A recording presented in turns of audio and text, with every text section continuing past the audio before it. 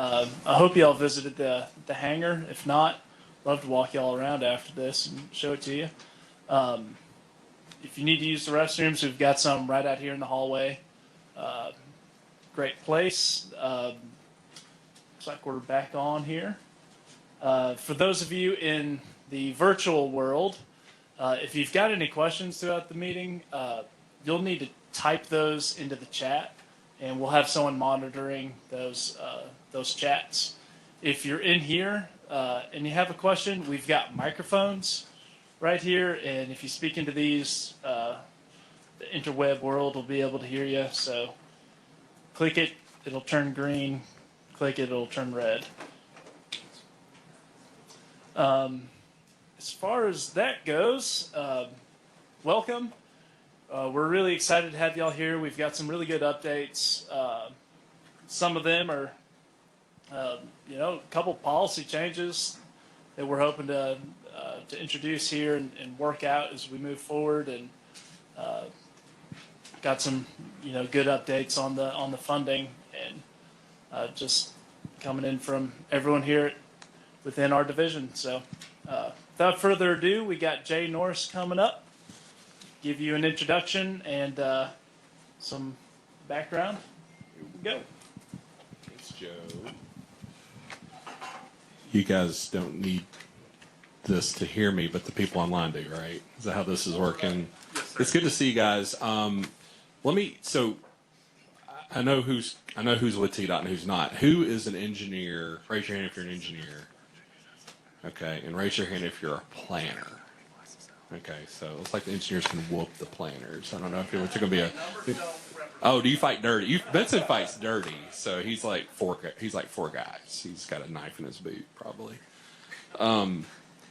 So some of the things that we'll be going over today, some of the things are good news, and some of the things are in the category I like to say of eating our vegetables. And sometimes people don't like that, and sometimes they're good for us. But we've got some change in some of those areas, and I am an engineer, and I know that some engineers don't do change well. So we'll be going on the change curve to go to the planners. You guys can help the engineers through the change. I guess that's part of y'all's job.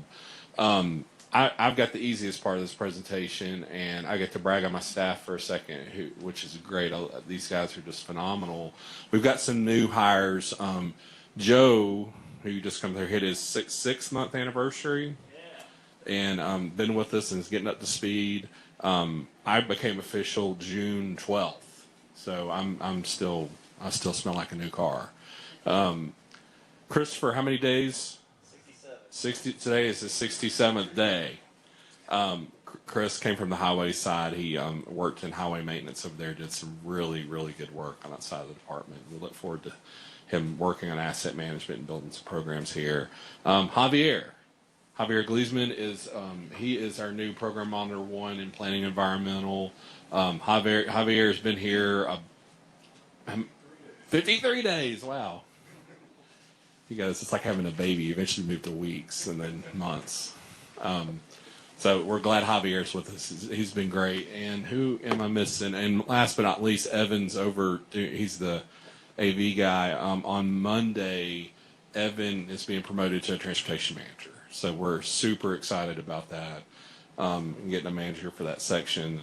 The work our staff that Stephanie and Cabrina and Aaron and Javier do is it's become very obvious. It's very important work, and there's a lot going on there, and we needed a manager over that section. So that is a new title, and we're excited that Evan's getting to do that. So that's the latest on updates. I want to talk about funding for a second.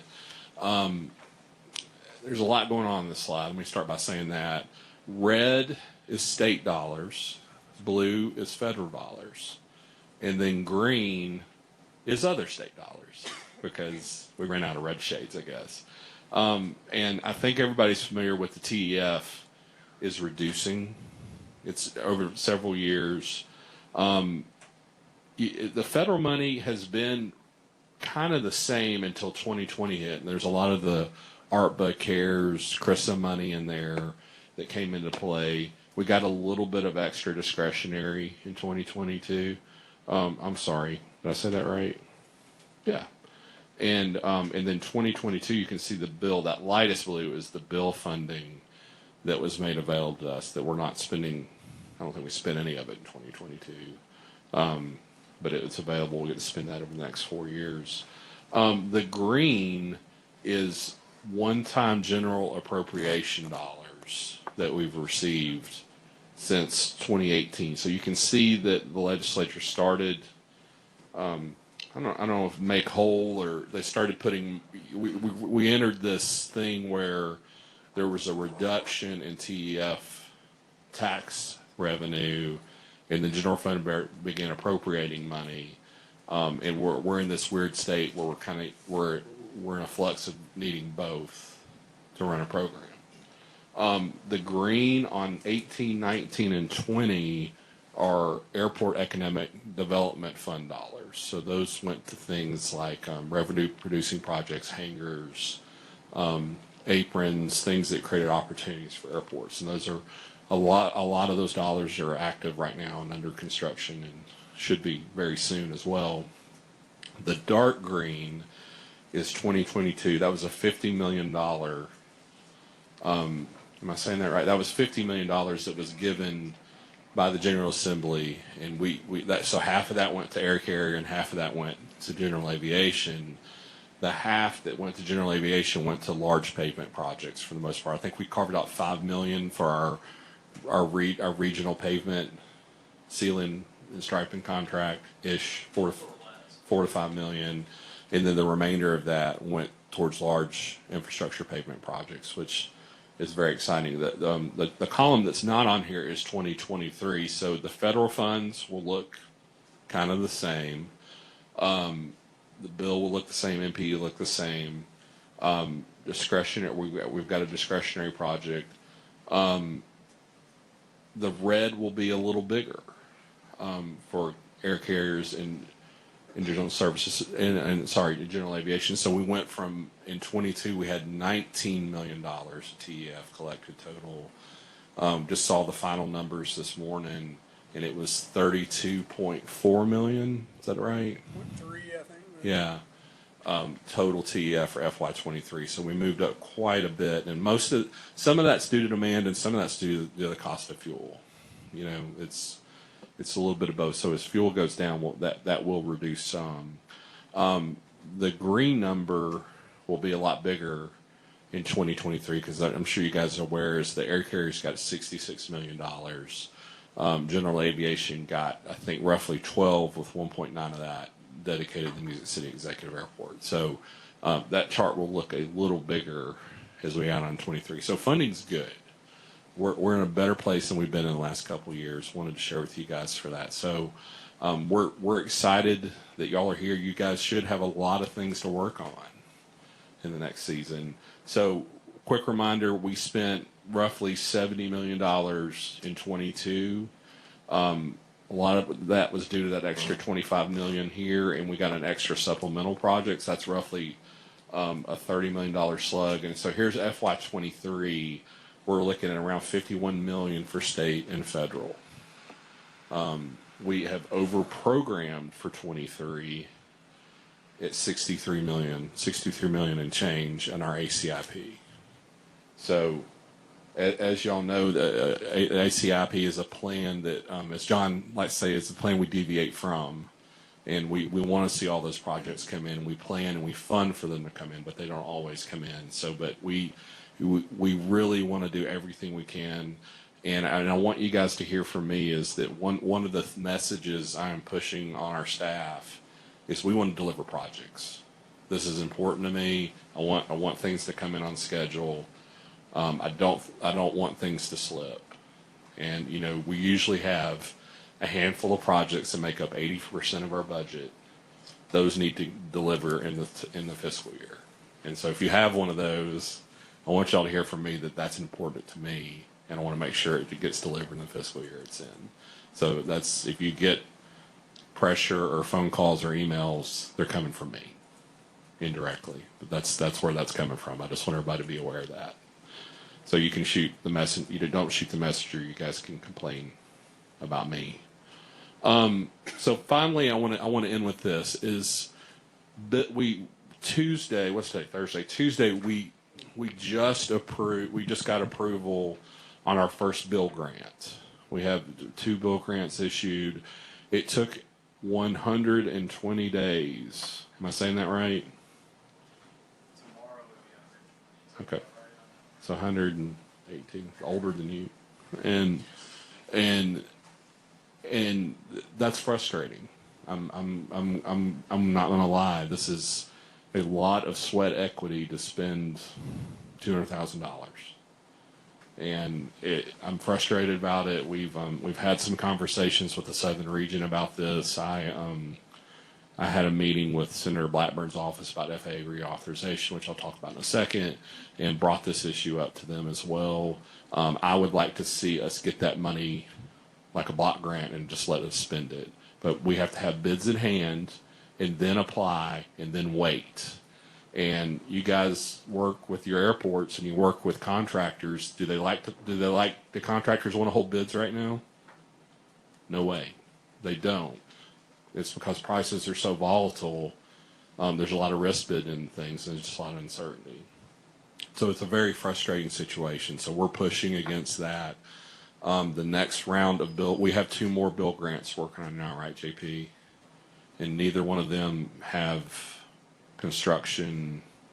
One airport is funding the construction themselves for reimbursement, so that's not an issue. The other is a design grant. So we won't have that issue on these coming up, but we're going to continue to reduce, I'm pushing on the FAA to reduce that application to grant time.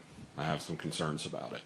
I just wanted y'all to know that what's going on, and I've got some concerns about it, and we'll need your help probably turning things around. FAA Reauthorization Act, as you guys know, in the spring, the bill ends, and so Congress has begun to have discussions about that. So I met with Senator Blackburn's office, and really I'm toting the Naseo line on this is something that we're interested in seeing is an increase in AIP by about $250 million. We're interested in increasing MPE from 150,000 to 250,000, and the federal share from 10%. Hey Bob, good to see you. And decreasing the federal share, or increasing 90 to 95% on the federal share. Those are some things we're very interested in. The last thing is development phasing changes in our projects. JP is going to get in the weeds on that and talk about the changes we're making in our project development with environmental. We're having to do this. I want to be clear. This isn't our choice. We're being told we're having to do this by FAA, and we don't have a lot of say in it. JP's come up with a couple of good, healthy options for that, and worked with TAA and a working group to talk through those changes and make sure they're okay with them. Benson, thank you for your help with that. I really appreciate it. I think that's the last slide for me. Yep. So that's it for me. I look forward to spending some time with you guys after the meeting. Bob, it's good to see you. And JP, I'll turn it over to you. Awesome. Thank you, Jay. Good afternoon, everybody, whether in person or virtual. So for those of you who don't know me, I think I know everybody at this point, but I'm John Paul Saulvector, the Assistant Director of Development here at the Aeronautics Division. So Jay really gave a good primer on a lot of the topics that I'm going to cover. I'll go a little bit deeper in several of those. So here's an overview of what I'll cover. Start off with some staffing updates and kind of what those mean for the division, and particularly my section, which is more so the development side. Talk through those AIP development phasing changes that Jay mentioned. Want to share a few lessons learned on Bill. We've only had a couple of applications, really kind of go through that process, but we want to share as much as we can at this point. And then talk about some Black Cat aviation enhancements that we're excited to roll out. All right. So as far as staff updates, Jay mentioned the addition of Javier Gleesman under Evan. There we go, right in front of me. So you can see him at the kind of very bottom there under Evan's group. And then also we talked about the promotion of Evan. So that's great. So we're still going to have Evan over the planning and environmental section. You can see on the right-hand side we have Joe Clement as the lead on projects, and then our newest addition is Christopher Starr, kind of right there above Joe as CE manager too. So what his role is going to be is really asset management, business development. So it's separate from kind of the typical project delivery process that we have with kind of typical AIP. But really he's going to supplement that in a large way and also expand our programs and our initiatives that we're doing. So from this perspective, it looks like he's a little bit on an island. We don't have staff under him at this point in time, but I want to show kind of a different perspective on the staff and organization, and that's more of a roles and responsibilities look. So I think this helps to paint a much more clear picture of where everybody falls, kind of within roles and responsibilities. So we still have those three groups. We've got planning and environmental, we've got projects, we've got programs. Christopher is more the programs piece of it. So what you don't see in an org chart is he's interacting directly with the consultants that we have under contract. So anytime we're going under Brooks Act and we've got a professional services contract, he's going to be managing that. He's managing our contractors that we have on our pavement and marking maintenance contract. He's also doing a lot of intra-departmental work. So working with other divisions within the agency, even other agencies. I know we've got a coordination effort with TDEC right now, just to name one of them. So, I think a lot of the responsibilities you probably know under the planning and environmental project section, and there's even more than what I have listed here, but the staff on that side certainly does a lot. Typical Exhibit A's, ALP updates, design, construction. I mean, there's a whole list there.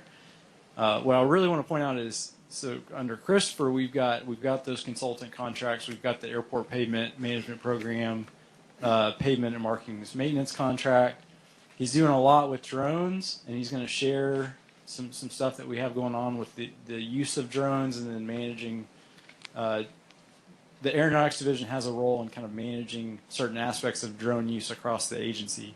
So he's got that role as well, coordinating with other divisions and regions, and then really providing a support role as far as standing up programs towards AIP. So think about the DBE program, think about Davis-Bacon, those kind of requirements that we need systems and programs built around. That's hard for project managers, anybody in the project delivery process to really devote time to standing up those programs. So he's going to serve a big role there, and a lot more. So hopefully that gives a little better picture of our staff and then the roles and responsibilities that they have within our programs. Okay, so now I want to dive into the AIP development phasing changes that Jay touched on, and not to bore you with PowerPoint slides, but I do want to give the background, some considerations, and then what the ultimate changes were. So to do that, I think it's important quickly just to review some terms, project formulation being one of those. With the new TAC policy, we split project formulation into preliminary project formulation and then final project formulation, and that helped us to define what needed to go in front of the TAC in those public meetings. So, the language that we're used to saying is a preliminary study, preliminary design, or a final design or design grant. And then for environmental finding, I think we probably all know there's different levels to that. So I just listed those here. We've used this slide for different stakeholders, so it was helpful to highlight some of that. But everything from a simple written record, all the way to environmental impact statement. Okay, so the background, this kind of came up really as we were submitting applications for bill funding. So we've operated pretty independently of the ADO on a lot of development topics, and so one came up related to our procedures of how we phase project formulation while still completing the environmental finding. So many of you know, we may amend the design effort to complete the environmental if we see that scope changes happen. What the FAA pointed out as we got into the details is that there's a provision in the U.S. code that says basically any project funded with AIP funds requires that environmental finding prior to what the terminology they have is initial grant programming. What that really means is prior to what we're calling final project formulation activities. So here's a section out of the AIP handbook. And so they're saying, okay, you've got to start. This is one aspect of your program we can't really be flexible with. It's in U.S. code, and so you've got to make some corrections. And unfortunately, that also includes standalone design or standalone design only grants, as the FAA would call them. So it's not just leading into construction; it's also those design projects. All right. So what does this mean? What's allowable then? Before that what they call programming. So prior to completing the environmental finding and then executing a final project formulation grant, there's a limit on what activities are allowed, and it's to the extent that they're necessary. Hit the right button here to determine the preferred alternative. Provide information to agencies for permitting decisions. So you often need exhibits. You need, a certain level of information. You've got to know impacts and all those things. Complete the environmental finding ultimately, and then everybody wants to know what the project's going to cost as well. So you need that preliminary engineer's estimate, and that's not all of it. If you want to dive a little deeper, you can look at the advisory circular on engineering services, architectural services, and it details kind of what's in that preliminary phase a little bit better. So that's what they told us is, you've got to do the environmental finding. There's a limit on the activities you can do until that's completed.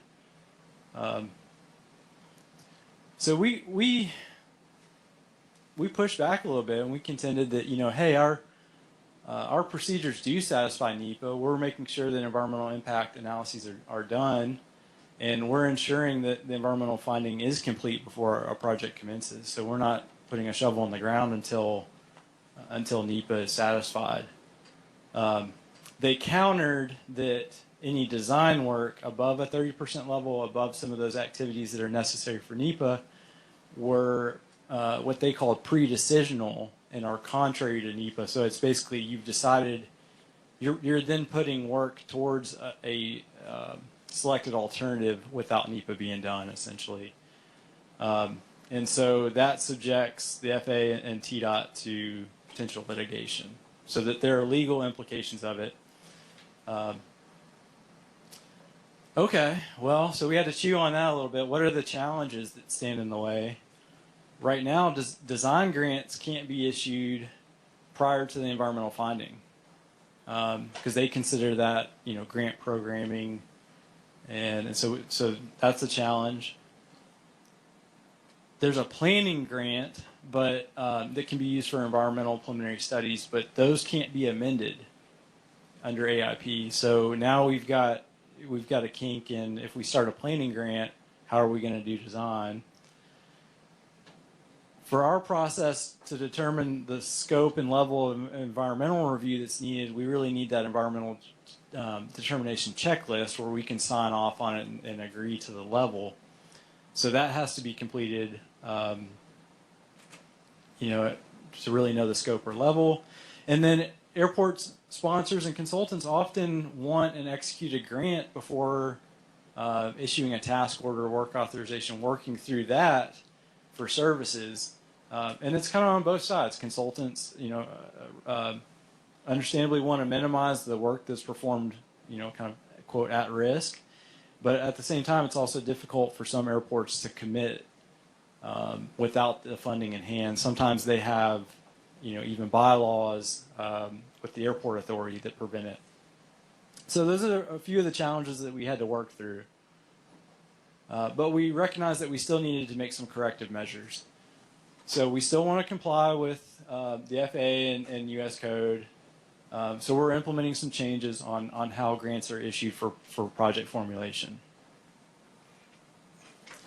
So there's two methods that we've come up with, and you can pick between the two methods, and I'll go over each one. Method one is a planning grant followed by a design-only grant. So we can't do that amendment, but we can issue two different grants. Method two is we do a design-only grant, and we backdate it to cover all of the what we call preliminary project formulation. So the early activities and that environmental finding. So those are the two methods, and I'll go through each one. So method one, planning grant followed by the design-only grant. Pretty self-explanatory. We've got those two grants that cover project formulation. Once that environmental finding and the preliminary engineer's estimate are complete, then we can move into the design-only grant for final project formulation. The keynotes to this is that, we mentioned this, we can't amend planning grants, so we're looking at two grants. We have to have separate planning grants for short form EAs, and EISs, and that's in the AIP handbook as well. They've got to be coded differently, and they track them kind of separately. So you might have for those more substantial environmental efforts, then we're potentially adding another grant on top of that. So, okay, when should we use this method? When the airport sponsor is unable to execute that task order and pay for that preliminary project formulation prior to receiving a grant from the division, or if the effort's expected to last a long time. So we're trying to be mindful of work that's performed at risk, how long that's on accounts receivable. So if that's more than, say, 6 months, then this is probably the route to go. Method two is that we backdate. So we allow those activities to happen. We just backdate our grant. The funding request happens a little later. We backdate the grant to cover that. So it does help reduce the number of grants involved. And with either method, you still have the construction grant that's separate too. So I think we've covered the talking points on this one. So it's a little more like a traditional FAA. If you've worked in another state, it's probably similar to how they work with the design-only grants. So notes on this one, you have to, the airport and the consultants have to agree that they're going to do the preliminary project formulation prior to receiving a grant. And we do recognize there's a little bit more maybe involved as far as our commitment on the project to facilitate that. So I'm going to talk more later, but we're going to start issuing letters of intent to maybe help that process, help airports have a piece of paper that they say, hey, the state's committed to this, but we have to do a little bit of work before we apply for the grant. So early coordination. So this is going to play a bigger role. We had an engineering update that came out in February around the concept of early coordination, but it kind of focused on scoping. So I just want to be really clear that we're going to expand that concept. It's not just the scoping meeting. It can be other activities. So it can be activities really necessary as dependent on which grant method is chosen. So either way, it needs to include the environmental determination checklist. So let's see. So prior to holding the scoping meeting and making the application for a planning grant, you've got to have that environmental determination checklist done. That helps to determine what scope is necessary for environmental and the associated deliverables. So if you're like me and you're more visually oriented, then this helps to kind of layer on what that grant process looks like, the activities that are involved, and then the term of the grants. So we have method one on the top half, method two on the bottom half. So here you see the timing at which a project is identified, funds are programmed for it, and then when the funding is received. So on the top, there is still that early coordination that happens. Right after that, airport can submit the application, receive funding for that planning grant, the environmental preliminary study, and then come back later for funding for the design only grant and then construction. We remove one of those steps with method 2, where you do the early coordination and the preliminary project formulation, the environmental associated work, before applying for funding. So 2 different options here. You can switch. So if let's say you choose method 2, you start down that road and then you realize, airport realizes, hey, we really want a grant in place for this work. You could go back to method 1. We're just trying to enable some flexibility and be mindful of the cash flow side of it, really. So summary of changes: the environmental findings and the engineer's estimate have to be complete before applying for a final project formulation grant, a design-only grant. Those environmental determination checklists have to be approved prior to applying for the planning grant, because we have to know what level of NEPA to scope. We can't amend those. We can't change that. And early coordination will not only need to include the scoping, but also the completion of that checklist. So moving that ahead a little bit, I think it'll actually help speed up the process. But it does change the way we issue grants. So on the grant side, some of this is honestly just some rebranding. I don't think it's a big change in how we're operating. Other than all environmental has to be done before moving into final design. That's the biggest change. But from a grant description standpoint, we do have to show a little bit more focus on the environmental side of it, because it can't have the look and feel like we're funding design before NEPA is done. So just some change in description and titling. So whereas before we would say preliminary study, preliminary design, we want to kind of start that off with the environmental study, and maybe that has some preliminary design, preliminary services associated with it. That's okay, but it does need to have that focus. So we've got those 2 options that I went over. Regardless, all projects, you will still have that design only grant. So we can't really skip that one. But it's the planning grant really that's more optional. So for any overall development objective, overall project, we're probably looking at 2 to 3 grants, maybe more, maybe a 4th one if it's an EIS level, just so that can be tracked and coded separately.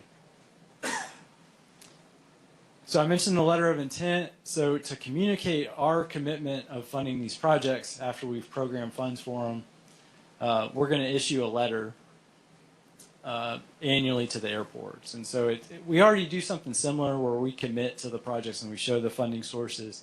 This will be in more of a typical letter format, signed, have a little bit more language around our commitment to those. It'll include the tentative funding allocations, so based on what was entered in the ACIP. So we'll have to have some language around, the fact that it's not a blank check, but we're committed to the project, if the amounts change a little bit. And then we really want, after scoping is done and the environmental determination checklist, we want airports and consultants to negotiate and execute those task orders as quickly as possible with, prior to receiving a grant from TDOT. We don't want to hold up the process just because of the grant. And if there's changes during the year, we'll just revise that letter. So that's not a big deal. It's not a static snapshot for the whole year. All right, so as far as implementation, we've been working through this with staff. As Jay mentioned, we had a really good meeting with the TAA working group. If you haven't heard about that, it's kind of a newly formed group focused on these kind of issues. And then today we're doing this presentation. We plan to do a webinar video primer for the industry soon. We'll release an engineering update, so there's some text out there too. And we'll have all the slides and everything from today available. We'll have to look at the ACIP, make a few updates and revisions. Fortunately, I don't think it impacts it too bad because we have the ability within Black Cat, under a single entry, we can issue multiple grants. So I don't think there's major changes there. So the work that everybody did to create multiple phases within a project, that should still be fine. So don't want to scare you there. But we've got to go through the ACIP and do the programming. And then when the TAA conference rolls around in the spring, we're going to do a check-in. We're going to get some feedback on how this is working and see if we need to change anything. So don't have the date for that yet. It may be out there. I'm not sure. But so I just put to be determined on some of those. Now, as far as this going into effect, we want to do it as soon as possible. Understanding we need to communicate this and make sure we answer any questions. But we're looking at implementing it starting with the October 26th funding request deadline. So it'll just be that planning grant for preliminary services, and then knowing that we'll have to do another grant later, and we can't do the amendments like we did in the past. So hopefully I didn't spend too long on that, but I do want to open it up for questions before I move on to the other topics. So any feedback or questions? Evan, you'll have to tell me if we've got any online. So let's see, and we can pass a mic around too. I can be loud. Okay, we got one from Ronnie here. You may have to hold it down for a second. There you go. Okay, so still a single tack presentation? Yeah, so this that's a good question. He said, is it still a single, presentation to the TAC? So this happened right after we finished that new TAC policy. So we really wanted to make sure it aligned with that. So that doesn't change. The criteria for the TAC is the same. It's that final design grant when it's over $50,000, with the exclusion of air carrier airports. They no longer have to go in front of the TAC for anything. We will update the TAC on what we're awarding, but their money is allocated by formula, so it's different for them. But yeah, that's a good question. Anything else? It looks like we may have one online.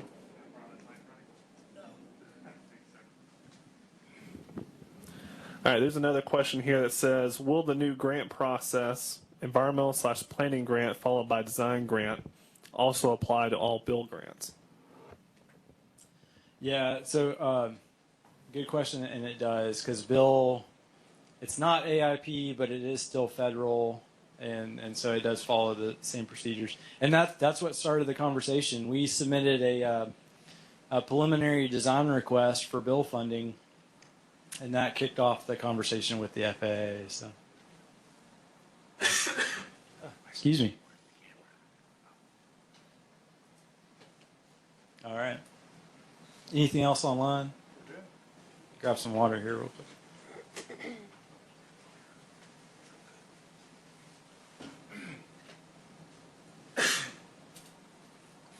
All right. So from that, we can move on to lessons learned from Bill.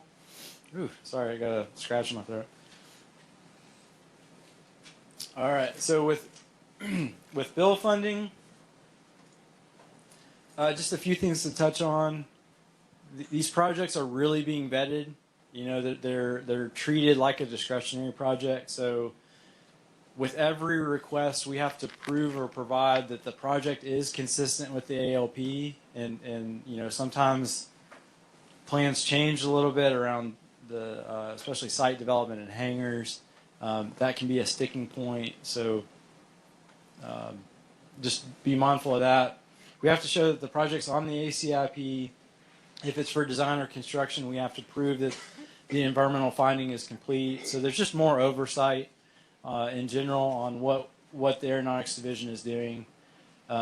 those agreements have to be executed. And then I would stress the importance of exhibits. Keep in mind it's the ADO that's seeing these applications. They're probably not familiar with a lot of the airports in Tennessee because we've been under the block grant program for a long time. They have new staff. So we're really having to provide a lot of information and exhibits to get them up to speed on exactly what it is we're trying to do, where it is on the airport. So I just had a couple examples here. It can be as simple as adding some things maybe to the ALD to help clarify, what that is. So the example on the bottom right is the ALD, but we had a box to show, hey, this is the general area that we're trying to do site prep on. Because they also want to know that it's not exclusive use, that it is a kind of a broader project. So that's been a few lessons learned so far. Fortunately, they came out with the program guidance letter, the PIGL, on proration versus usable unit. So this guidance letter covers all the proration alternatives. It introduces a concept called a companion grant. So you have what it is basically where you're running a bill grant concurrent with an AIP grant, and it walks through what that looks like. It can be done over a single year or even multiple fiscal years. But anytime that you use this method, there's a process involved all the way from the application through closeout. And so there's a lot of specifics on how the FAA wants this to happen. But what it allows is to say, bill funding is X% of the whole project. And you don't have to get into the usable unit of work conversation. But they also want to see, what you're not funding with bill, that it's funded with AIP and how those work together. Basically to still satisfy the idea of getting a usable unit of work, but doing multiple grants to do that. So this option is there, but we've also seen a little bit more flexibility with usable unit of work. And so I wanted to share one of those. So we had a expanded T-hanger apron project that we've done with bill funding. And what we were able to do is take the amount of bill funding and equate that to a usable unit of work, or a percentage of that, in this case being the apron. So it worked out to about 13.5%. Hang on one second.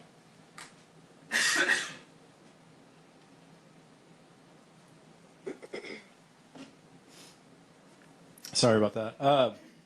So we could use, basically using Square, starting with money, equating that to the cost of the pavement, and then backing that into to square yards and area, and creating an exhibit that supported that. So we have to get a little creative too, I think, with usable unit of work on these projects. We've got a tree clearing project, it's another example. Bill funding is less than a quarter of that project, but we've got to figure out, okay, what trees are we impacting? Do we base it based on parcels, or, can we include part of the mobilization? Then you start getting into prorating versus usable unit of work. So think about that when you're forming these projects in the request. This was covered in the regional meeting, and I just wanted to brush over it quickly. It's the process that we see playing out. This was a hypothetical scenario, but when we mapped out all of the milestones and the timeline, in this example, we came up with 105 days from an application being submitted to TDOT to the time that we make the sub-award. As Jay mentioned, so far we've had 2 applications accepted. We've got 2 in draft currently, and we're seeing approximately 120 days from application to the block grant award. So we still haven't even made the sub-award on those. Hopefully those will move pretty quick. And there's a learning curve on the front end, so we're hoping to see faster processing times as we get more of these in. But just keep in mind, it still mirrors discretionary grants in that process, so you just have to plan accordingly. And I would recommend if it's for a proposal bond period and the time that contractors have to hold their bids, I would go with 150 days when you're looking from bid to notice to proceed.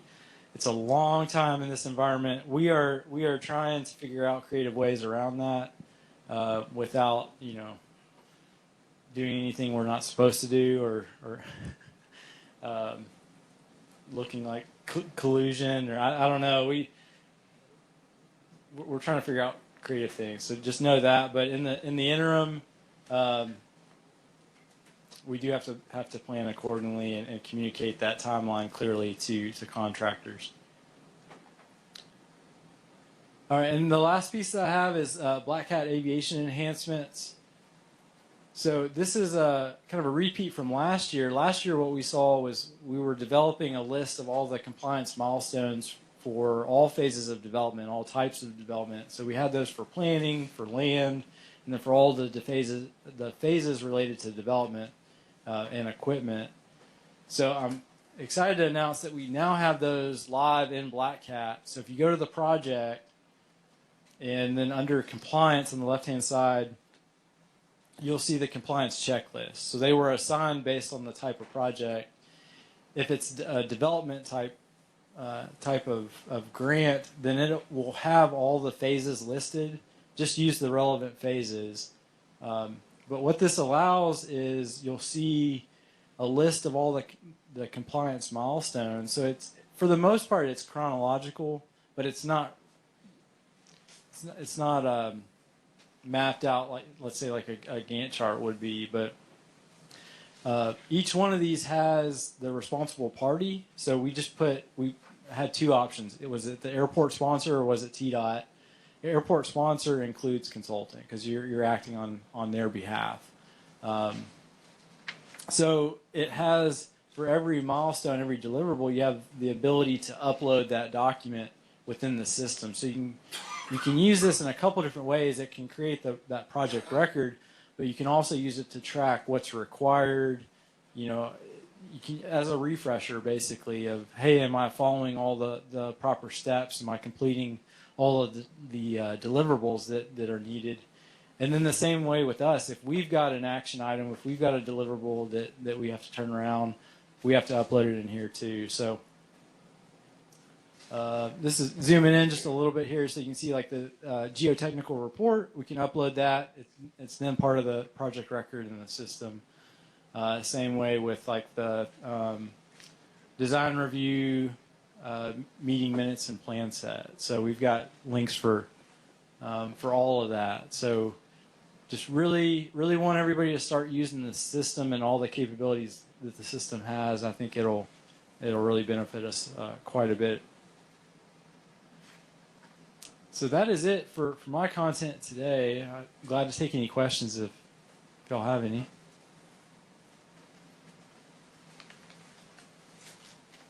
No? Okay. All right. Well, I think with that, we're going to have a special word, but I'll hand it over to Joe.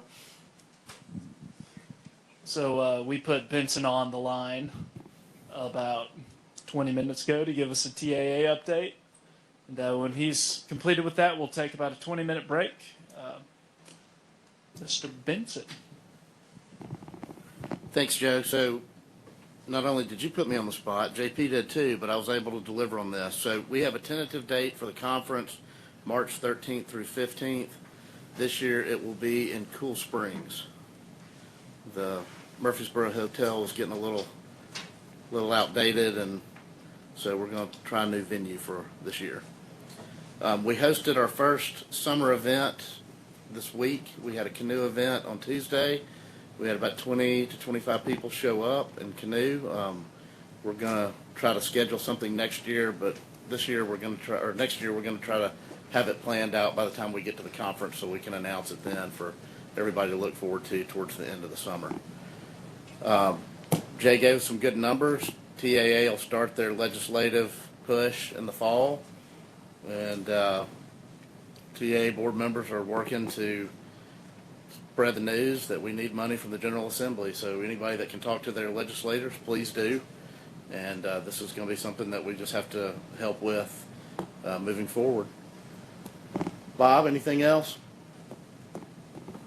No, I don't think so. Okay. That's all I've got. Thank you. Well, I want to talk about the working group. JP did mention the working group. So as Jay came on board, Jay and I have had several conversations. We bounced ideas around with each other. We came up with this working group. So we've got a group of consultants, a few airports, and TA members and TAD staff that have met once formally, and then we had a Teams meeting to discuss some of these changes, and that we've got several meetings scheduled. I think I sent one out through next year. So try to have a quarterly meeting every so often and just bounce ideas off each other. For those in the room that have been here a long time, we hadn't seen communication like this in years. So thank you, Jay. This is really, really good news for everybody in our aviation group. So thank you. Alrighty. Those TAA group discussion groups have been excellent so far. Great communication. We're going to take about a 20-minute break. It is 1:53, so we will come back at 2:15 time frame. And for those of you who need a restroom, there's some right here in the hallway. Or if you go down this hallway right through here, there's some restrooms there too. Alrighty, see you in about 20 minutes.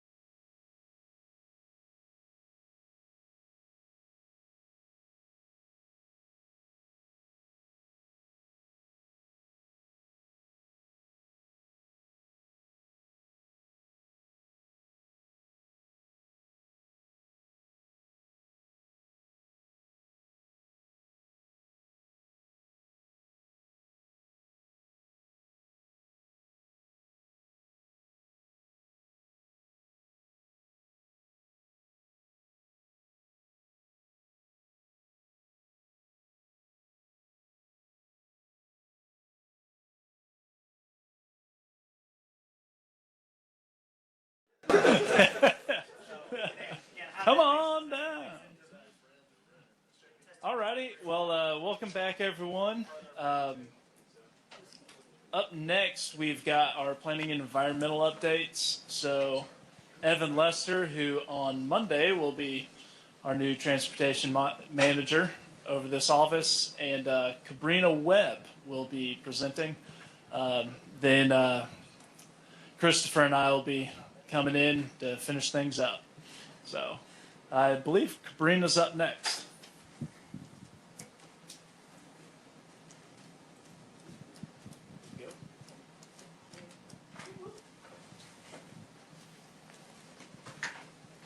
Good afternoon. My name is Cabrina Webb, and I am a transportation program monitor in the planning and environmental section. And the first update that I'll be providing is on the operations data counter system for ALP projects. So we have updated the eligibility requirements, and now all ALP updates will require the use of an operations data counter to determine the airport's critical aircraft. So this means that 2 funding requests will be required, one for the purchase and installation of the system and the other for the actual ALP development. And our other eligibility requirements remain the same. They include capacity projects programmed on the ACIP, any discretionary candidates, and other special funding sources provided by the FAA, and any project deemed appropriate at the request of TDOT Aeronautics will use the operations data counter. And as a reminder, the split for the grant program is 95-5 state local. We also have an update to the approved vendors list with 1200 Aero. 1200 Aero offers a live tracking map and aviation safety features. And the airport monitoring system connects to FlightAware, and it also integrates information from the 5010. Next, we have the MIS Aero Tracking System. MIS Aero Tracking System offers web-based interactive reports such as weather, aircraft on the field maps, and base aircraft. We also have the GUARD system. GUARD system is different from our other systems in that it is a one-time purchase. So a sponsor could actually purchase a laptop with the GUARD software on there, and they collect information through audio as well. Lastly, we have VirTower. VirTower offers a real-time map of operations and also noise abatement services. So the next project that I'll discuss is the Airport Project Priority Rating Model. This is a new project that our section is undertaking. The purpose of the Priority Rating Model is to evaluate airport projects using a list of criteria, and it will provide a score based on an approved point weight system to make objective decisions regarding state funding programming. The criteria that will be used will be state specific, but it'll also include categories that are similar to those that can be seen in the FAA's National Priority Rating System. And by using the priority rating model, we hope to ensure that state funding is optimized by meeting system plan goals and meeting the needs of our airports. The project is broken down into 7 tasks, and we're currently working on task 1 and 2, which includes reviewing our research and also conducting phone interviews with other state aviation offices. Our final task, task 7, is scheduled to be completed in March of 2023, and we will have the information available at next year's TAA conference. Does anyone have any questions about either of those programs? Is there any weight put on the airport sponsors priority rating towards the projects? We're still working on the list of criteria, so we haven't decided that yet. But that is something that I'll make a note of. Okay. And I'll go ahead. I'm sorry, was there another question? Okay, you're welcome. And I'll go ahead and I'll hand it off to Evan.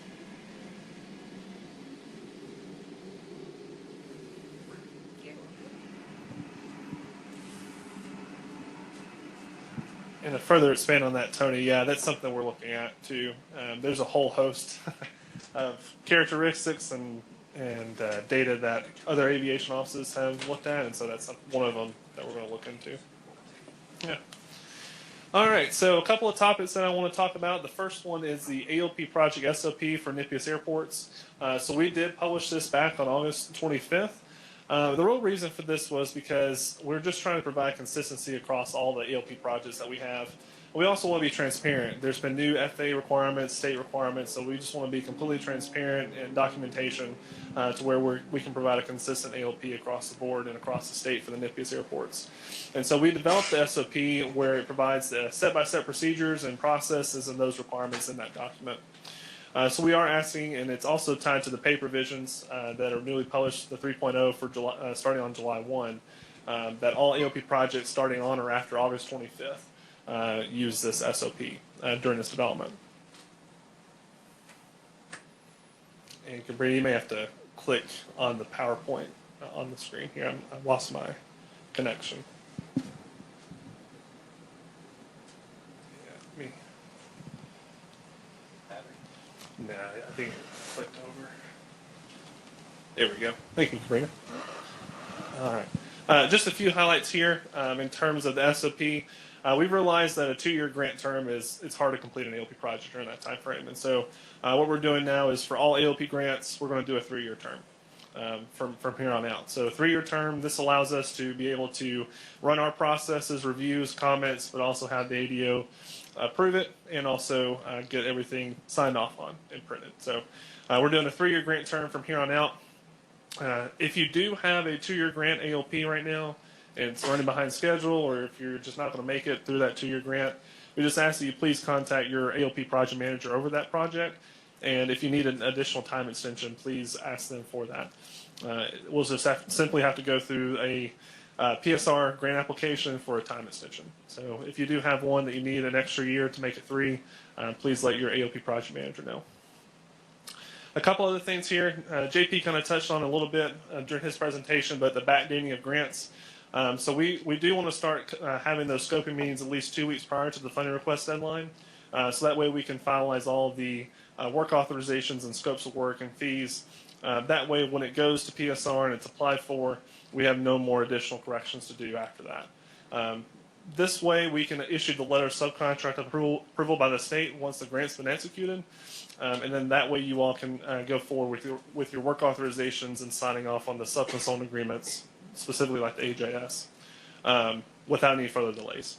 And so that's what we want to do moving forward, and also cut back on all the revisions and comments after PSR approval. And then I noted this just a second ago, but we do have AOP pay provisions 3.0 on our website as of July 1. I won't touch too much more about this, but I do want to hit on a couple more things on Cabrina's operation data counter system. Again, we are requiring this for all AOP projects moving forward. I'll be honest, we've seen a lot more data collected through these operation data counters than traffic flow management system counts, TFMSC from the FAA. I'll give you one example. We're working through an AOP for Shelbyville right now. They have about 1,000 to 2,000 operations recorded by the FAA system. We use one of these data counter systems, they have over 45,000. So it's definitely making a difference. And if we did not use this system, their critical aircraft would be a lot less than what it is with the system. So really, really glad that we have this now, and we're also funding this. But what we ask is that if there's an AOP project program on the ACIP for an airport within the next 1 to 2 fiscal years, we ask that the data counter system grant be submitted for funding request approval 8 to 12 months prior to that AOP. That way we can run the system for 12 months and gather that data. And there be no delays on or impact on the AOP project. Again, it's 95% state and 5% local. We started out issuing grants for a 1-year term. And we've realized that it can't be all accomplished within just 12 months. And so we need additional time on that. So again, we'll be extending that grant term to 2 years instead of 1 year. This allows for the purchase, installation, operation, invoicing, and closeout of that operation data counter system. So again, if you have a 1-year term right now with one of your airports and you need a 2-year, again, we need to go through that amendment process to get that updated if you need it. A couple of things that the ADO has kind of hit hard on us is the critical aircraft determinations and forecasts. I'll use Bernard's comment to me one day. He said, I just gave the FA Southern Region update about this, and he said, I can't approve anything less than 500 operations. I just want to hit this home that critical aircraft determinations that neither us nor our office can approve an existing or future critical aircraft with less than 500 operations documented. That's according to the ADO, and then we have to follow that as well. And then also what we're doing previously, so I'll give you a history on this. Jamal Stovall used to be our community planner with the ADO. Bernard Green used to be with North Carolina. They've now swapped. So Bernard Green is now with Tennessee. Jamal is now with North Carolina.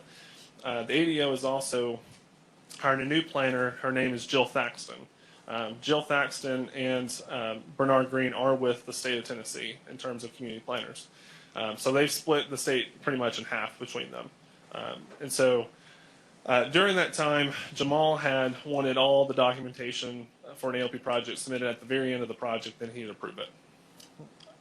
Bernard now wants us to submit things before that. But we also understand that and agree with him in those circumstances and why he's doing those changes. So now we're having to submit all forecasts to the ADO after we've approved it, so they can approve it as well before any work can be started on any other task with the ALP project besides the AJS survey. So we do need to have those forecasts submitted at the very beginning of the project using the operation data counter system data, submitted to us for review and approval, and then we'll send it on to the ADO for review and approval before we can move on to the other tasks of the work authorization. A couple of notes here on the SOP. Appendix A and Appendix B hopefully will be helpful. Those are some example schedules for data counter system grants and ALP grants. So if you would like to use those, please feel free to do so. Another thing the ADO is requiring us to do is for the runway safety area inventory and determination forms, they won't approve those forms without exhibits being accompanied with those. So they are having us submit exhibits that showing the RSA deficiencies if there are any. So we have to have that, and then also we have to document the proposed fiscal year in which those improvements will occur. We know it's hard to estimate when that's going to happen, so we'll work with you on documenting that date based on the ACIP and some other data we have for the airport and their projects. So just want to reiterate that. So we'll need to include that in future scopes, the exhibits, if it's not already. A couple other things here from the ADO that we're having to make some changes on. One of them is the Exhibit A. We went back through on the checklist, and this is now on there, so we're going to make some updates. But through the land ownership verification initiative that we had, where we had all the airports submit the deeds and easements and all those documents, they were looking also for the grantee or owner name for the airport's existing property parcels. And so there are some airports within Exhibit A that don't have those on there. And so the update is that we're going to update the checklist to make sure it's a checklist item, so that way we can satisfy the FAA requirements, ensure that we have those owner names and grantee names for the existing property parcels. What if it doesn't exist? In terms of the deed, that's a great question. And so it's something we'll have to work with on each individual airport on a case-by-case basis. Do you have a specific example? We were running into some dead ends on Keller, some stuff that was back in the 40s. Okay. Well, we might have something. We can look in our records for that, for sure. And if not, then we can look with the FAA, because if it's purchased through them, then they should have something on file. So we can work with you on that. And then another thing that we have, another requirement that we keep getting comments on, and this is something that's from Bernard, is called an Exhibit A appendix. And so basically what Bernard is wanting and the ADO is wanting is to have all the easements and deeds compiled into a single PDF document with identifiers that translates back to the Exhibit A and accompanying the narrative report. This is a comment we get every single time lately that we've submitted an ALP, and something that we need to add to the scope of work for ALP projects is the Exhibit A appendix.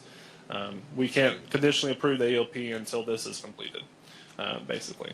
So this is something we get quite often, and it's not something that Jamal wanted. It's now Bernard and the ADO is wanting this, and so now we're having to comply with that.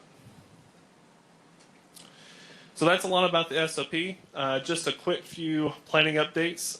All of our approved AOPs are now online, so thank you, Stephanie, for putting those online. She's worked really hard to get everything updated. And so if you need to access any AOP for an airport, it's now on our website under the planning webpage. Also, I think everybody's aware, but just a quick reminder that our funding request submittal deadlines are now on Wednesdays, not Fridays. So we moved it up to Wednesdays. So just kind of be aware of that. And I believe our next one is October 26th. Is that correct? Yes. Okay. October 26th.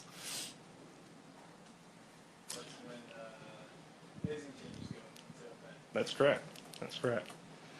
All right. A couple other plenty of initiatives in development that I kind of want to make everyone aware of. We have, when I say we, Aaron has created a standardized AOP work authorization template. We've come across that we want to make it consistent, all AOP projects consistent across the state. We also want to streamline the scoping process and any revisions and reduce those and reduce the comments, but also provide a template that keeps up with the FAA standards. And so Aaron has created a AOP work authorization template that's been sent out for industry review, and we'd love your feedback on it. I do want to note that we will not be providing any templates for fee estimates, schedules, consultant airport agreement pages. We want it to be customizable by every individual consulting firm. So branding, task terms, conditions, we just want the meat and potatoes, the actual scope of the project being consistent across the board. So that way we can be transparent, consistent, but also reduce the amount of time we're having to do revisions on the work authorization. And so we do ask that if you have any feedback to submit that to us by November 2nd. We will take your comments, feedbacks, questions, concerns, and update the template in order to have it effective March 1st. One other note here, if you have any comments, please send it to the arrow.planning@tn.gov email address where Aaron will be monitoring it and updating it accordingly. Another new development we're working on right now is a comments matrix. With all of the checklists that we have, the PDF checklist, we are commenting on projects and it's going 30%, we'll put comments aside, 60%, we'll save it to another location, 90%, we'll save it to another location.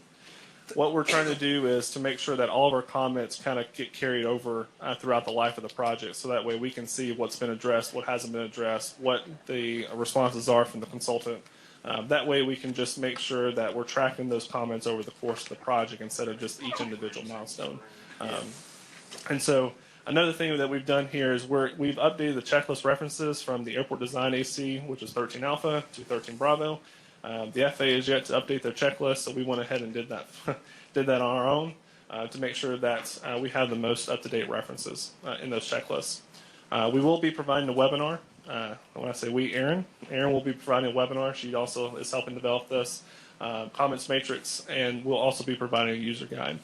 We've been testing out with one AOP project lately, and it's been successful. So we're hoping this will be really beneficial moving forward.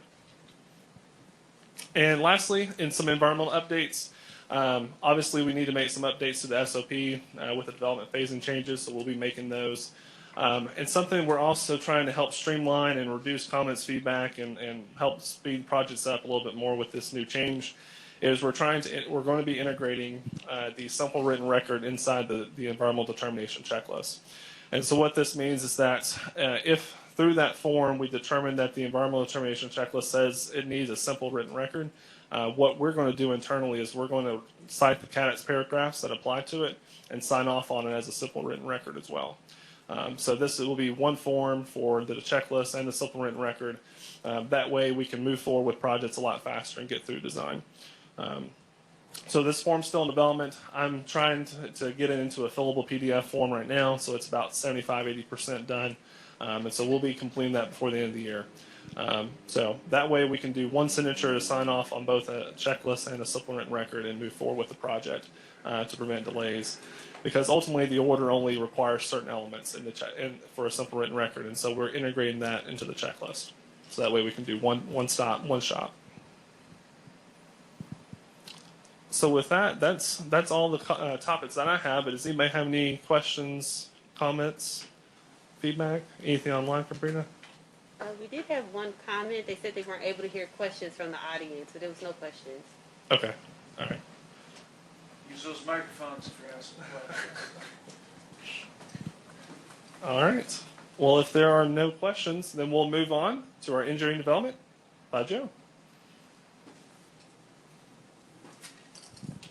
Hey guys, just me and Christopher left.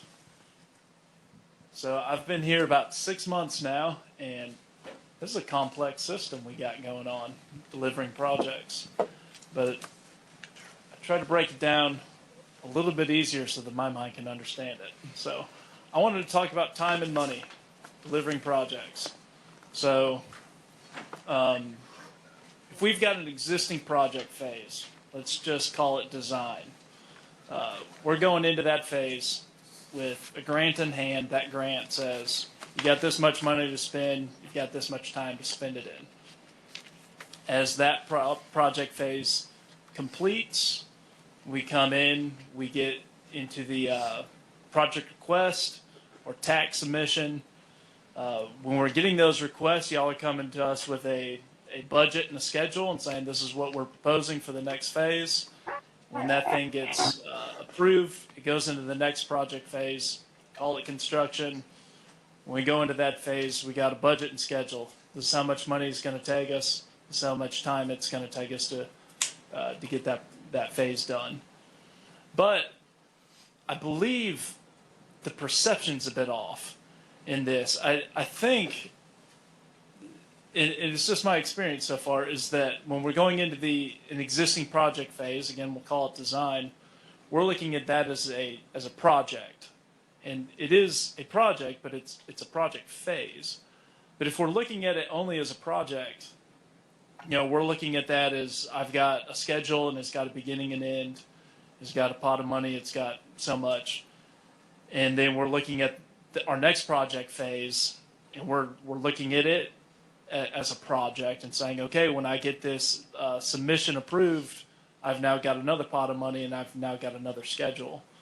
But in reality, the whole thing's a project. Those are project phases. And I think where I'm running into an issue right now is we have our capital improvement, airport capital improvement plan, our ACIP, which has got our big pot of money in it. And for the entire fiscal year, and that pot of money's got little streams coming out of it going down to a project. But I don't have a schedule built in to when those PSR and tax submission dates are coming. So we're missing a schedule in our overall development objective for the project. And I think it might be because we're looking at those phases as standalone projects. And I realize that getting that schedule is a bit difficult. There's a lot of things that could, what could possibly go wrong in a schedule for a plan? Politics. You might have a new mayor in town. The local share, that new mayor might be going, may not agree with all the projects we're doing. It may not fit into his budget. A change in needs. Wouldn't it be awesome if some of those trees just fell over out of the approaches and all of a sudden that need goes away? Or a change in priorities. I'm thinking of Waverly when they had their big flood last year. I don't think their priority was the airport. It was getting their town back from the waters.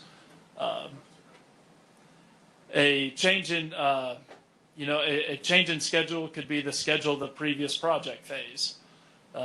We may have run into unforeseen constraints in the design, which is pushing that design phase even longer than we were originally anticipating.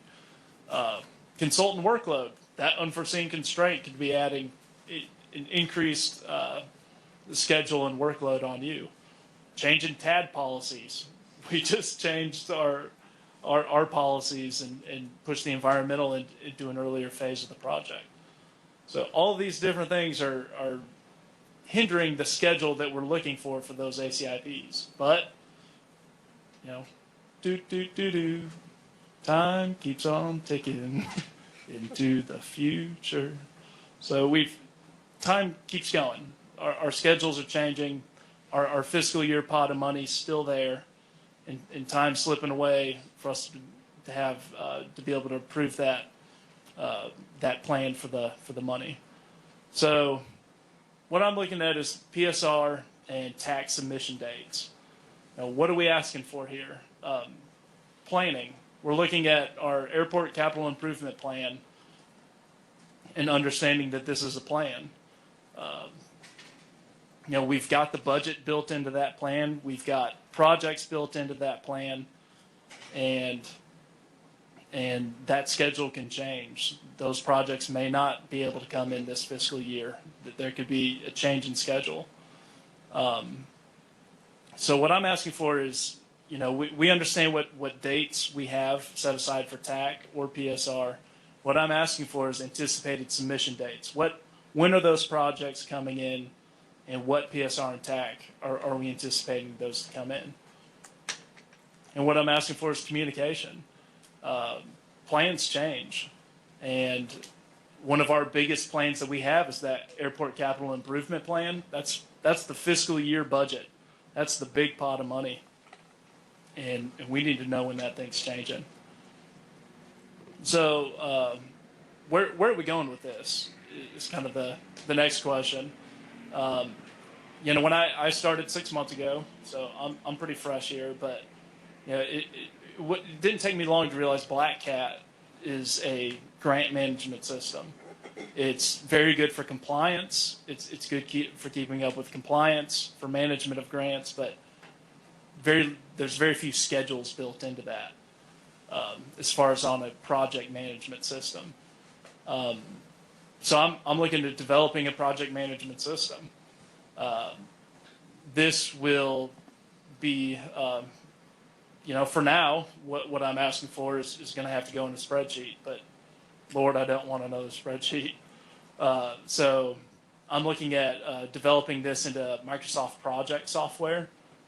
And that Microsoft Project software is something that Big TDOT, both on the highway and on our side, Microsoft Project is a system that will be feeding directly into TDOT's new, they're calling it the Integrated Project Delivery Network.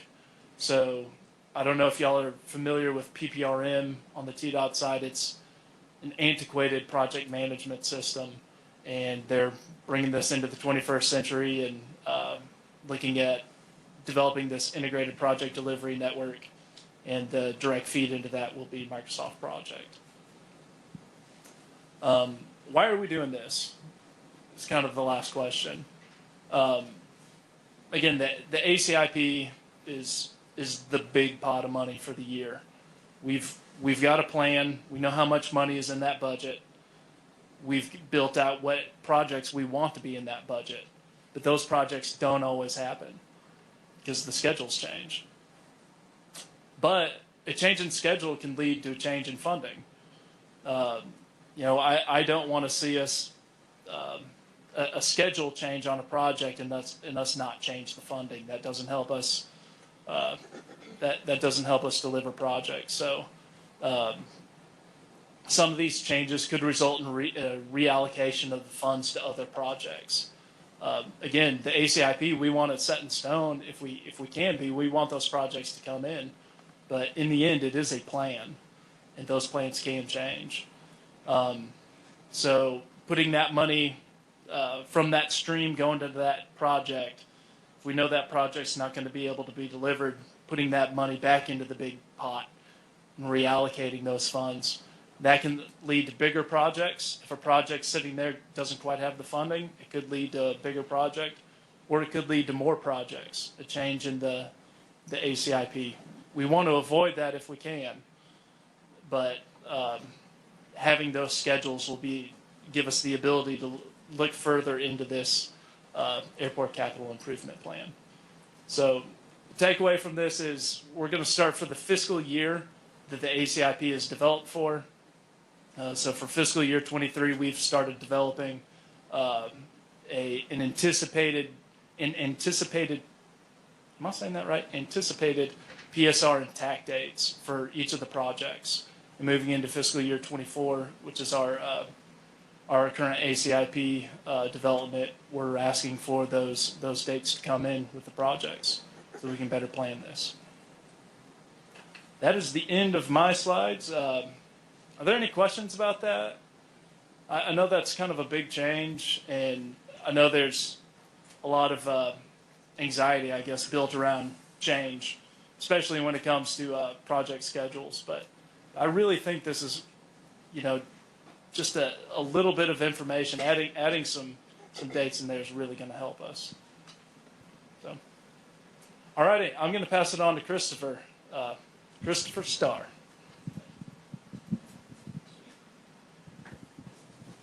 Thank you, Joe. So my name is Christopher Starr. I've been with T-Dot Aeronautics now for 67 days, like I said beforehand. Prior to that, I was in the highway maintenance and construction side, did construction inspection, did maintenance as a supervisor, and then I became in asset management for the last 9 years. So essentially with that, we're going to go ahead and start with APMM updates. Essentially, it's the airfield pavement and marking maintenance contract. So associated with that, we are currently in phase 3, looking at moving to phase 4. So with that, it associates with crack repairs and also seal coating if it's asphalt, and then joint repair if it's concrete, and with it also comes remarking. These are the airfields that we are currently underway for phase 3. It's middle to a little bit of East Tennessee, associated about 21 projects is what it covers. So with that, in terms of what we accomplished, since it is the football season, as of August the 12th, in terms of Type 1 crack seal, we've covered from left to right out of a football field, 1,351 football fields. In terms of Type 2, we covered 238 football field lengths. In terms of marking removals, if you were to consider the entire area of a football field, 7.5 of those. In terms of the actual seal coat, it's 63.7. In terms of the actual temporary paint, it's 3.3. In terms of permanent paint, it's 1.5. Takeaway of this is there's been a lot of work going on just this past season. So with that, one of the airports that we went to had this issue, and this is actually prevalent in several of the airfields, where basically a decade ago they would come through and seal coat over existing markings without actually removing those markings. And what happened was that after time and that actual seal coat wore off, that left-hand side became more look like a roadway double yellow. And basically on the right-hand side, it looks like a checkered flag on NASCAR, but it's in yellow instead of white. So what we actually were able to do at that point, and this is also another example where it bled through in terms of the threshold markings themselves, we came through and we removed both the existing and previous markings that were actually present. Went through, and this entire airfield, the actual previous coal tar seal coat was actually in pretty decent shape outside of what was previously remarked. So we actually didn't do anything in terms of the actual runway and taxiway. The only thing we did was specific on the markings. We removed them, and then we applied a P623, and then we actually at that point put new markings down associated to, like, for example, this stop bar right here. This was the actual threshold markings that we actually went ahead and redone just recently in terms of runway 22. And this is the other side, which is runway 4, and it looks really good. And what you can tell, like I said beforehand, is there's existing coal tar throughout this entire field, and we just removed the markings. We put down, of course, at that point the 623, and then went ahead and remarked it.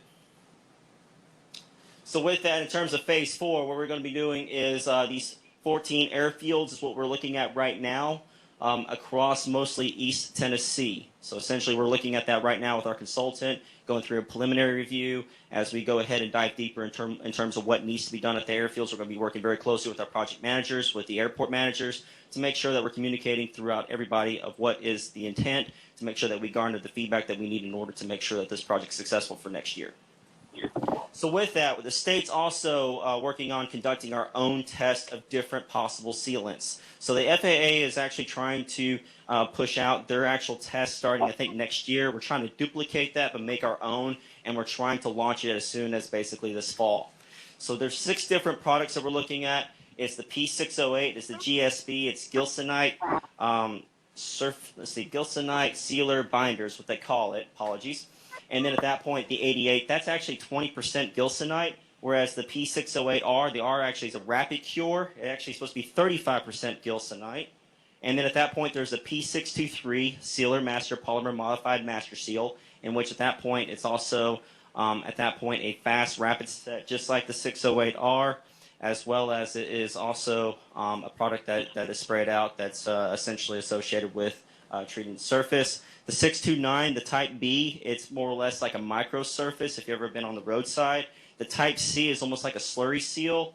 And then the Rejuva seal, it's supposed to be where you don't actually have to mix it with water. It basically has a 3-year warranty is what they give on that product. And also you don't have to mix sand is what they said. It's supposed to actually cure and actually at that point age uniformly is what they said. I don't know. But regardless, is we want to go ahead and test out this material itself, see what it looks like over the next 3 years. I've been also in contact with Matthew Burnick at the FAA.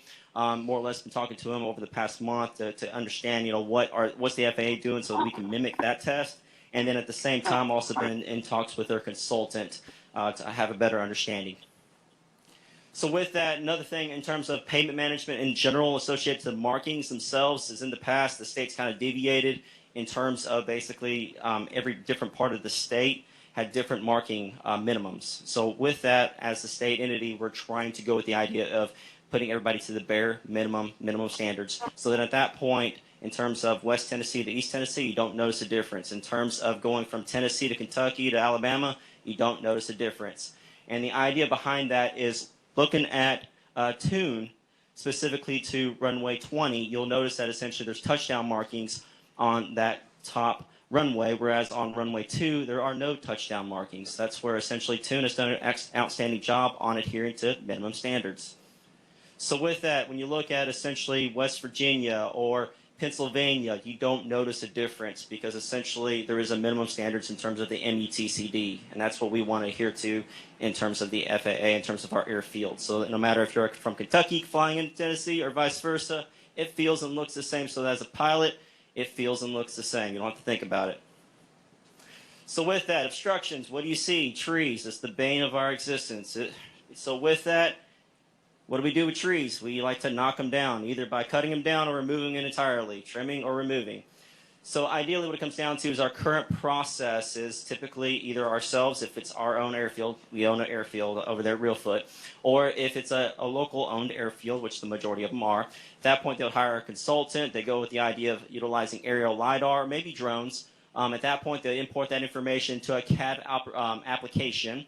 And then at that point, they'll be able to create a actual data points associated with that with GPS locations, as well as a height of removal associated to that obstruction. Then at that point, they're able to actually produce a KML file, in which at that point, the contractor can utilize that to go out and remediate that situation. So with that, we utilize a consultant to figure out for this airfield, it's actually Reelfoot Lake. We went out there and found essentially all the obstructions that are actually piercing through that approach center line associated with that 20-to-1 actual approach. And we're able to identify all the different trees and the amount that needs to be removed. This was essentially that KML file, able to utilize Google on the actual phone itself to kind of showcase the entire airfield, and a zoomed up location in terms of all the different trees, showcasing some sort of remediation. So with that, I went out there with a contractor to that airfield, loaded that into my phone, went out and actually identified, because one of the main questions or concerns that I'm hearing from airport managers is if you say, as a compliance team, says we need to remove that trees when I'm actually shooting with my actual equipment, they said which one, because if there's a lot of foliage, it could be multiple trees side to side or front to back. It's hard to identify, and this is an opportunity to kind of be able to showcase that on a better methodology. So with that, I was able to actually utilize that to find the specific tree. I was able to take a photo of it.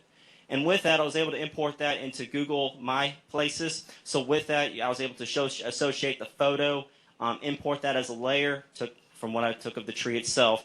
I was also able to import the KML file associated to what was actually shot by the survey. And then also at that point, bring that in to make it to where essentially myself or a contractor or anybody can actually utilize this file to understand the trees that we're looking at, as well as the obstructions associated to this airfield itself. This is the southern end. If you go to the northern end, there's some more trees at the end of that runway approach, and then even further out, there's about 100-foot tall trees in this area that are going to be needed to be removed. So essentially, we're looking at with a contractor on being able to cut these down and actually leave them in place. So I actually met the contractor. We walked this entire airfield, and I was able to actually data log the entire trip that we were walking on foot as well as driving. So with that, I was actually able to import that GPX log, and that blue line represents where we actually traveled to actually access the different parts of where these trees are an obstruction. So with that, in terms of that's our current process, a proposed process that we've been working with in terms of our TDOT aerial survey team is being able to use our TDOT Aeronautics in-house staff. The idea is that our compliance team is going out to the airfield, they're shooting the actual airfield, and then at that point the airport managers are saying, which trees do I need to remove? This is an opportunity where we'll be able to tell the airport managers essentially an actionable plan of what trees or obstructions we identified for them to remove. So the idea is that TDOT internally would be using drones with that compliance team as they're out there doing their actual evaluation. And then at that point, the deliverable would be basically 11 by 17 drawing file, as well as basically showcasing lat longs, the amount of actually need to be removed, as well as being able to show a 3D imagery as well as a KML file.